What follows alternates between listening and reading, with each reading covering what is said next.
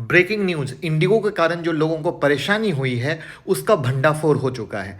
Indigo के एक पुराने एम्प्लॉय ने एक ओपन लेटर लिखा है और उस लेटर में उसने पूरा सिस्टम हिला दिया।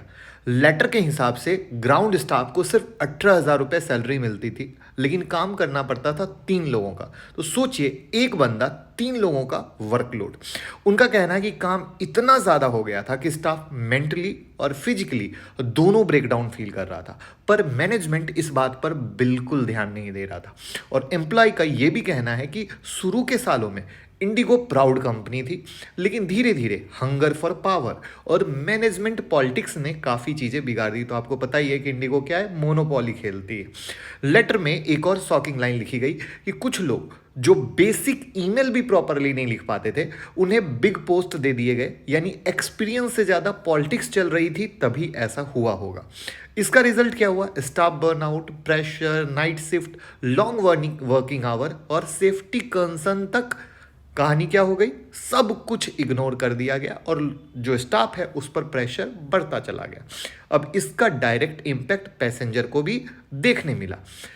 100 फ्लाइट डिले हुई, कैंसलेशन हुए, ओवर क्राउड एयरपोर्ट हुए, पैसेंजर परेशान हुए और पूरा ब्लेम सिर्फ रूल या वेदर या सॉफ्टवेयर पर डाल दिया गया।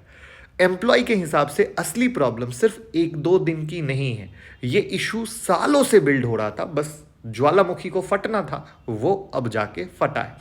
कंपनी की तरफ से स्टेटमेंट आए हैं, कह रहे हैं कि हम सिचुएशन सुधार रहे हैं, स्टेप ले रहे हैं, लेकिन एम्प्लॉय बोल रहे हैं कि सिर्फ एपोलॉजी से काम नहीं चलेगा। सैलरी, वर्कलोड, स्टाफिंग और एम्प्लॉय रिस्पेक्ट पर काम होना जरूरी है। तो ये स्टोरी सिर्फ सैलरी की नहीं है, सिस्टम की है। एक समय इंडिया की सबसे डिसिप्लिन्ड एयरलाइन अब अपने ही स्टाफ के प्रेशर के नीचे आ गई है। अब आपका क्या विचार है? सरकार को बहुत बड़ा डंडा डालना चाहिए या नहीं डालना चाहिए? क्योंकि मुझे लगता है कि ये मोनोपोली आज नहीं तो कल जियो और एयरटेल के कारण भी हमें झेलनी पड़ सकती है। अपनी राय को कमेंट में बताइए, लोगों के साथ शेयर कर दीजिए। बट ये बिल्कुल रेड अलार्म है, ये जान लीजिए। धन्यवाद।